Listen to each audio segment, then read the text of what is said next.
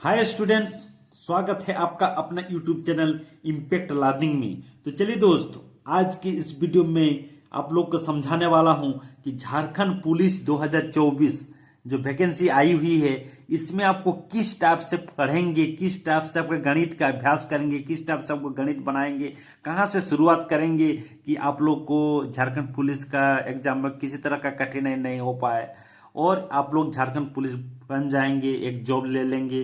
Job लेना आज के युग में बहुत बड़ी बात है और लेना जरूरी है, क्योंकि मम्मी पापा अपना आस लगा के बैठे हुए हैं। आप लोग इतने पढ़े लिखे होने के बावजूद भी अगर बेरोजगारी का सामना कर रहे हैं तो जरूर इस बार आप लोग को पुलिस बन जाएंगे। तो दोस्तों, इस चैनल में इस तरह का क्वेश्चन, इस तरह का टॉपिक हरदम मिलता रहेगा। अगर चैनल में नए हैं तो चैनल को जरूर सब्सक्राइब कर लेंगे, बेल नोटिफिकेशन को दबा लेंगे ताकि इस तरह के वीडियो आप लोग के समक्ष हरदम मिलता रहे।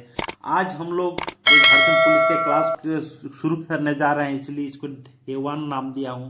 तो डे 1 से हम लोग शुरू करते जाएंगे और हर एक टॉपिक के साथ और सब्जेक्ट के साथ मैं लेके आऊंगा आप लोग के समक्ष इस तरह का वीडियो। तो आप लोग वीडियो में एंड तक बने रहिए दोस्तों, धैर्य बना के बने रहिए, देखते रहिए, समझिए कि किस टाइप से हम लोग पढ़ते जा रहे हैं और आप लोग को जरूर ये मंजिल मिल जाएगी, मुकाम आप लोग हासिल कर लेंगे। तो दोस्तों, हम लोग सबसे पहले जब मैथमेटिक्स शुरू करेंगे दोस्तों, यहाँ पर देखिए लिखे हैं बेसिक कॉन्सेप्ट। बेसिक कॉन्सेप्ट लिखने का मतलब ये, जब तक हम लोग मैथ्स में, गणित में अगर हम लोग बेसिक कॉन्सेप्ट को नहीं समझेंगे तब तक हम लोग आगे जाके कठिनाई का सामना करना पड़ सकता है। तो इसीलिए सारे चीज मैंने जीरो लेवल से ही ले रहा हूं। भले ही 2 दिन ज्यादा लग जाए कोई दिक्कत नहीं, लेकिन हम लोग जीरो लेवल से ही हम लोग तैयारी करेंगे और एक अच्छा पकड़ बनाते हुए सारे क्वेश्चन को सॉल्व करेंगे और हम लोग अपना एग्जाम अच्छी तरह से दे पाएंगे। इसका हम लोग हर कस पर्पस भरपूर कोशिश किया जाएगा। तो चलिए दोस्त, यहाँ पर देखिए लिखे हैं मैंने, सबसे पहले संख्या से शुरू करेंगे। गणित में सबसे पहले संख्या से ही शुरू होता है। तो संख्या में शुरू करने से पहले यहाँ पर देखिए मैंने लिखा है प्राकृत संख्या। दोस्तों, प्राकृत संख्या आप लोग को मालूम होगा, अगर नहीं भी मालूम होगा तो मालूम कर लीजिए, समझ लीजिए। जिनको मालूम होगा कोई दिक्कत नहीं, आप लोग एक दोबारा रिविजन कर लीजिए कौन कौन से संख्या किस टाइप से होता है। तो प्राकृत संख्या का मतलब है दोस्तों, जो इसको हम लोग नेचुरल नंबर कहते हैं। अंग्रेजी में इसको क्या कहते हैं? नेचुरल नंबर कहते हैं। तो नेचुरल नंबर के मतलब नेचर में जो संख्या हम लोग का उपलब्ध होता है। मान लीजिए किसी चीज को हम लोग गिनते हैं तो गिनने में हम लोग 1 से शुरू करते हैं, न कि 0 से। हम लोग अगर बोलेंगे कि कमरे में कितने आदमी हैं तो 1 होगा, 2 होगा, 5 होगा, 10 होगा, 1000 होगा, 1000 होगा, 500 होगा, जो भी होगा इस तरह का आपका संख्या होता है। न कि हम लोग 0 आदमी है ऐसा नहीं बोलेंगे। ठीक है दोस्त, यानी नेचर में जो संख्या उपलब्ध रहता है उसी को हम लोग क्या बोलते हैं? नेचुरल नंबर यानी प्राकृतिक संख्या कहते हैं। तो इसकी शुरुआत कहां से होती है? 1 से। तो 1 2 3 4 5 इस तरह से जो भी संख्या आता है दोस्तों, आदि मैंने लिख देता हूं। इस तरह से जो भी संख्या आएंगे ये क्या हो जाएगा? प्राकृतिक संख्या के दायरे में आएगा नेचुरल नंबर। तो इसमें आप कह सकते हैं सबसे छोटी प्राकृतिक संख्या कौन सी है? 1 होगा दोस्तों। अगर कहा जाता है कि सबसे बड़ी प्राकृतिक संख्या क्या होता है तो हम लोग उसको अनडिफाइंड कर सकते हैं, उसको हम लोग परिभाषित नहीं कर सकते हैं। आप मान लीजिए कहेंगे कि 10 करोड़ आपका सबसे बड़ी है, तो कोई बोल देगा 10 करोड़ 1 है तो भी तब प्राकृतिक संख्या हो जाएगा। इसीलिए इसका सबसे छोटी को हम लोग ज्ञात कर सकते हैं, सबसे बड़ी प्राकृतिक संख्या को ज्ञात नहीं किया जा सकता है। ठीक है दोस्त, चलिए आगे चलते हैं। अभी एक होता है आपका पूर्ण संख्या। पूर्ण संख्या क्या होता है दोस्तों? तो आपका पूर्ण संख्या में क्या होता है? 0 से शुरू होता है, यानी 0 से शुरू होने वाले सभी संख्या 0 1 2 3 4 5 6 डॉट डॉट डॉट इस टाइप से आपका इन्फिनिटी तक जाएगा। ये भी आपका इन्फिनिटी तक जाएगा, आदि लिख देता हूं। इस तरह से जो भी आपका संख्या होगा ये क्या कहलाए? आपका पूर्ण संख्या। तो दोस्तों, हम कह सकते हैं कि पूर्ण संख्या को आपका होल नंबर भी कहा जाता है अंग्रेजी में। तो हम कह सकते हैं कि each and every natural number is a whole number, but each and every whole number did not be natural. मतलब कहने का मतलब यही है कि हर एक प्राकृतिक संख्या हमारा पूर्ण संख्या हो सकता है, लेकिन हर एक पूर्ण संख्या मेरा प्राकृतिक संख्या नहीं भी हो सकता है, क्योंकि 0 मेरा प्राकृतिक संख्या नहीं है।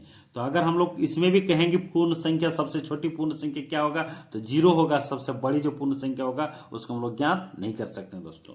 चलिए अभी हम लोग देखते हैं पूर्णांक। तो पूर्णांक क्या होता है दोस्तों, पूर्णांक ये जो पूर्ण संख्या है, पूर्ण संख्या का ही आपका रूप है। लेकिन इसमें अगर वो सारे पूर्ण संख्या को हम पॉजिटिव और नेगेटिव यानी धनात्मक और ऋणात्मक के रूप में लिख देंगे, वही क्या कहलाएगा कि पूर्णांक संख्या कहलाएगा। तो हम यहाँ पर लिख रहे हैं जैसे 0 लिख दिए, 0 हो गए प्लस, इधर लिख दें 1, इधर लिख दें +2, इधर लिख दे रहे हैं +3, इधर लिख रहे +4, इस टाइप से जाएगा दोस्तों। ये 1 2 3 लिख देने से भी चलता है। इधर मैं लिख रहा हूँ -1 -2 -3 -4 -5, इस तरह से डॉट डॉट इधर जाएगा। तो यहाँ से जो धनात्मक में आपका इन्फिनिटी तक जाएगा और ऋणात्मक में भी आपका -इन्फिनिटी तक जो भी संख्या होगा, सारी संख्या का सम्मिलित रूप जो होगा, यही हम लोग क्या कहें पूर्णांक संख्याएं कहते हैं। इंटीजर बोला जाता है दोस्तों, इसको क्या बोला जाता है अंग्रेजी में, इंटीजर कहा जाता है। ठीक है, इतना तक में किसी कुछ दिक्कत नहीं होनी चाहिए। चलिए अभी चलते हैं सम संख्या। सम संख्या क्या होती है दोस्तों, सम संख्या को अंग्रेजी में हम लोग के इवन नंबर कहा जाता है। इवन नंबर क्या है दोस्तों, तो इवन नंबर यही है कि ऐसी संख्या जिसको हम लोग 2 से भाग देने पर पूरा पूरी भाग लग जाए, यानी ऐसी नंबर, ऐसी संख्या जो 2 से पूरा पूरी डिविजिबल हो। ठीक है, यानी भागा लग जाए, तो उस टाइप के संख्या को हम लोग क्या बोलेंगे, सम संख्या। जैसे हो गया सम संख्या हम लोग का 2 हो जाएगा, 4 हो जाएगा, 6 हो जाएगा, 8 हो जाएगा, 10 हो जाएगा, इस टाइप से डॉट डॉट डॉट आपका इन्फिनिटी तक चला जाएगा, आपका ये भी आपका सम संख्या हो जाएगा। तो दोस्तों हम लोग ये सब चीज जानते हैं, आप लोग सब जानते हैं, लेकिन फिर से एक बार रिवीजन इसीलिए कर रहा हूं ताकि आगे जाके आप लोग को अगर किसी को कुछ मालूम नहीं होगा, भूल गए होंगे, तो उसको दिक्कत नहीं होनी चाहिए। तो ठीक है दोस्त, इस टाइप से हम लोग लिखते हैं सम संख्या को। विषम संख्या को हम लोग क्या बोलते हैं अंग्रेजी में, ऑड नंबर बोलते हैं। ऑड नंबर होता है क्या है, ऑड नंबर ऐसी संख्या जिसको 2 से भाग देने पर उसको पूरा पूरी भाग नहीं लगे, यानी इसका शेषफल 0 नहीं हो। 2 से भाग देने पर शेषफल 0 नहीं होगा, मतलब 2 से विभाज्य नहीं होता है।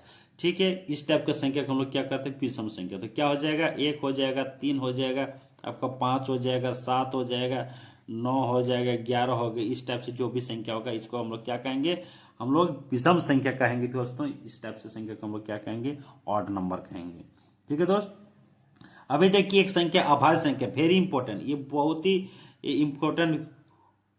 इंपॉर्टेंट है दोस्तों। अभाज्य संख्या, अभाज्य संख्या हम लोग अंग्रेजी में बोलते हैं प्राइम नंबर।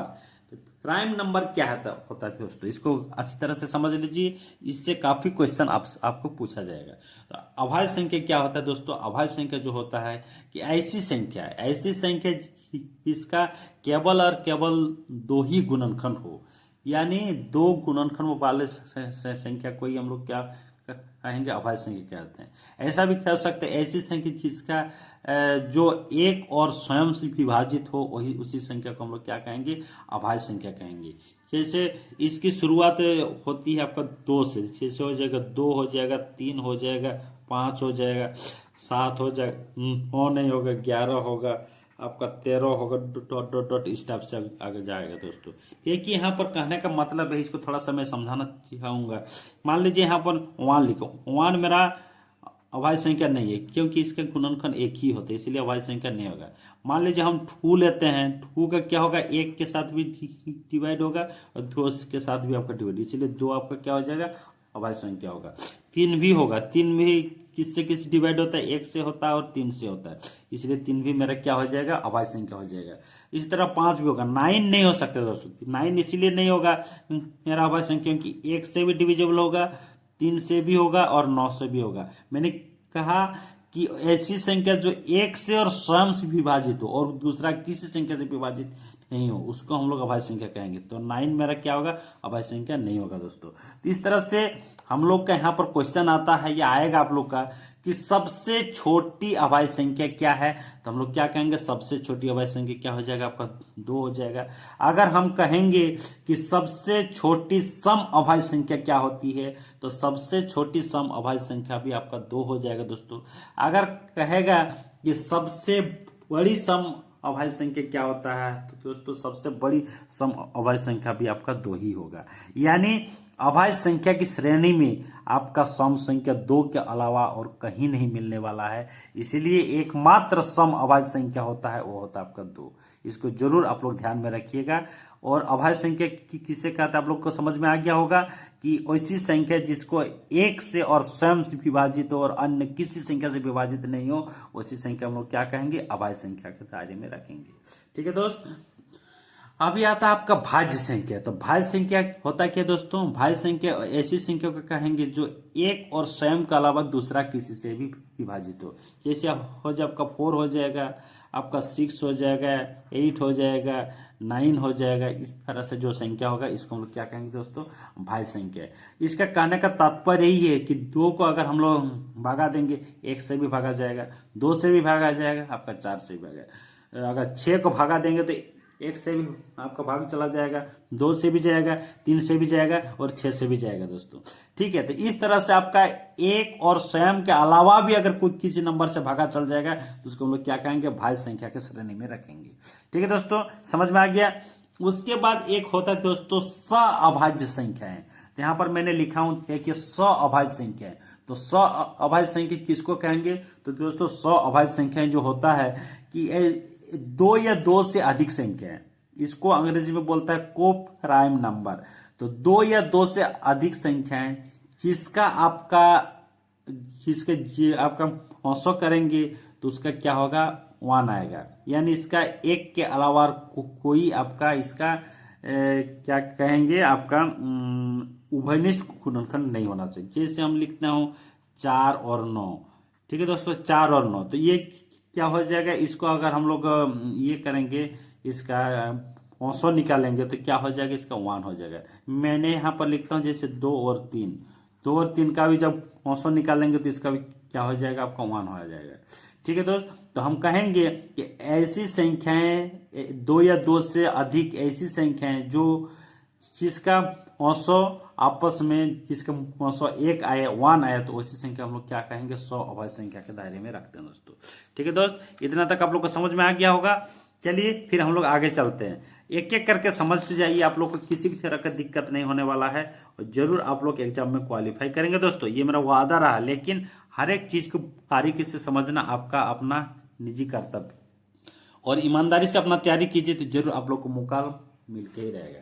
तो चलिए दोस्त, अभी भी एक इंपॉर्टेंट टॉपिक पे आ रहा हूं, वो है आपका परिमेय संख्या। तो परिमेय संख्या जो होता है दोस्तों, इसको बोलते हैं रैशनल नंबर। अंग्रेजी में क्या बोलते हैं, रैशनल नंबर। तो रैशनल नंबर क्या होता है, तो रैशनल नंबर की अगर बात करें, ये होता है ऐसी संख्या जिसको P/Q के रूप में लिखा जा सकता है, यानी भिन्न के रूप में लिखा जा सकता है दोस्तों।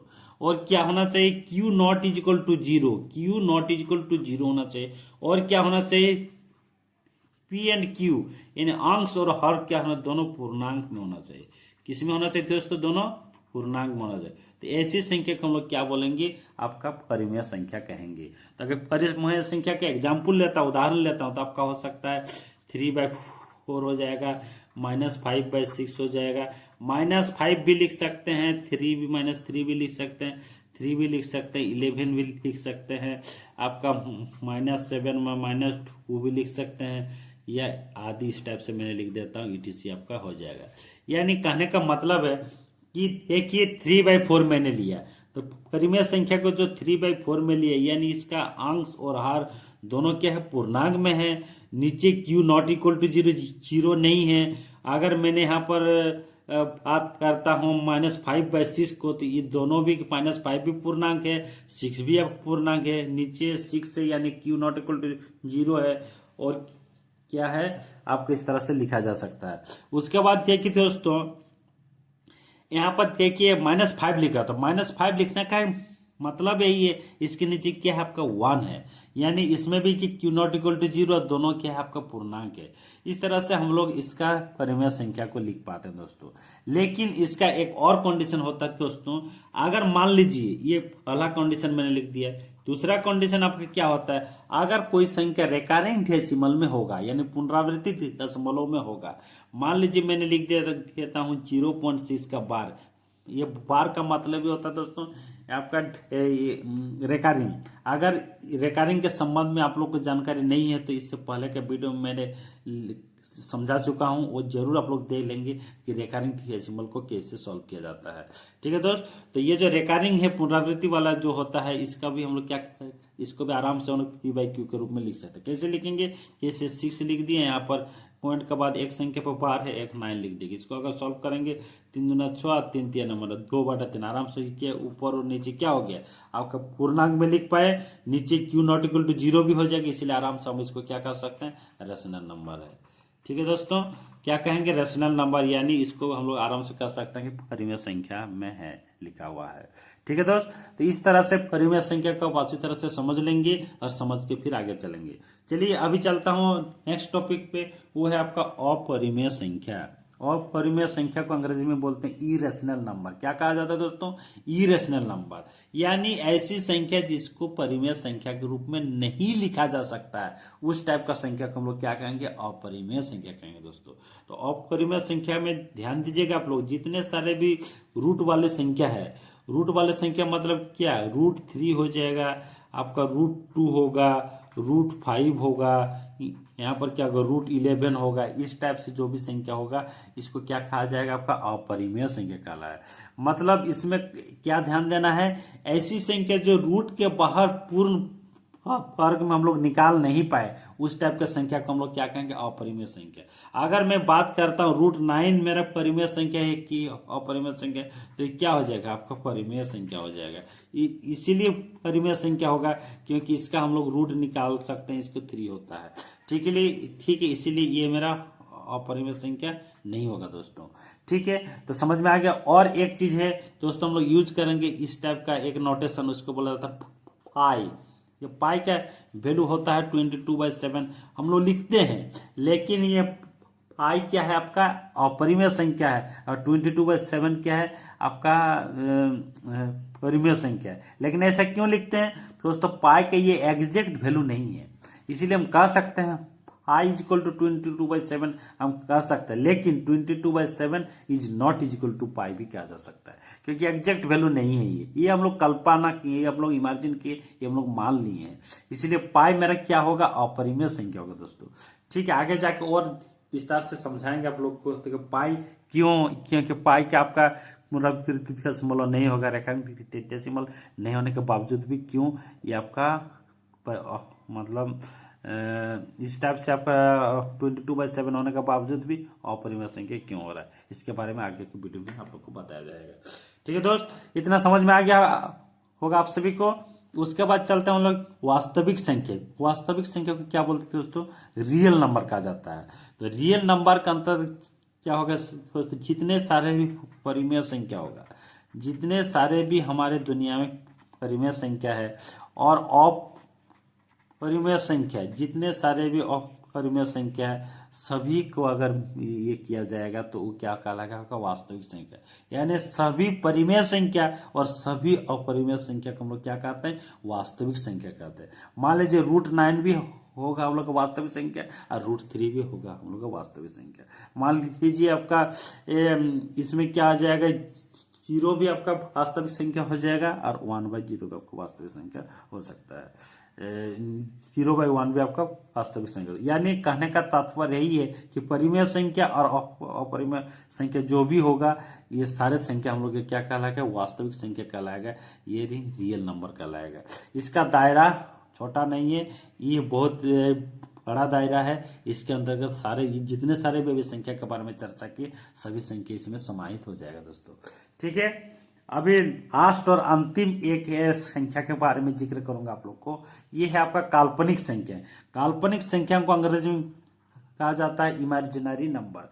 दोस्तों इसको क्या बोला जाता है, इमेजिनरी नंबर। तो इमेजिनरी नंबर किसको कहेंगे, अगर किसी संख्या को हम लोग रूट के अंदर नेगेटिव में लिखते हैं, √2 -√2 यहाँ पर -√, इस तरह से अगर कोई संख्या को लिखा जाता है तो इसी को हम लोग कहते हैं काल्पनिक संख्या कहते हैं, इमेजिनरी नंबर कहा जाता है दोस्तों। रूट के अंदर कोई भी संख्या अगर ऋणात्मक में होगा या नेगेटिव में होगा, उस संख्या को हम लोग क्या कहेंगे, काल्पनिक संख्या कहेंगे, काल्पनिक संख्या कहेंगे। तो दोस्तों इतना ही संख्या के बारे में जो बेसिक कॉन्सेप्ट है ये सारी चीज मैंने बता दी है। इसके बाद मैं वीडियो लेके आऊंगा, उसके बाद हम लोग क्वेश्चन करेंगे टॉपिक के अनुसार, हर एक टॉपिक को मिसलिनियस करके भी हम लोग क्वेश्चन पे जाएंगे, किस टाइप से आपका क्वेश्चन पूछा जाएगा, सारी चीज के बारे में आप लोग को विस्तार पूर्वक समझाया जाएगा, बताया जाएगा। तो दोस्तों आज के लिए फिर इतना ही रखते हैं। अगर चैनल में नए हैं तो जरूर आप लोग चैनल को सब्सक्राइब कर लेंगे, बेल नोटिफिकेशन को दबा लेंगे, ताकि इस तरह का वीडियो आप लोग के सब हरदम मिलता रहे दोस्तों। तो चलिए आज के लिए फिर इतना ही रखते थे दोस्तों, अगले वीडियो में फिर मिलते हैं, तब तक के लिए धन्यवाद। Thanks for watching this video.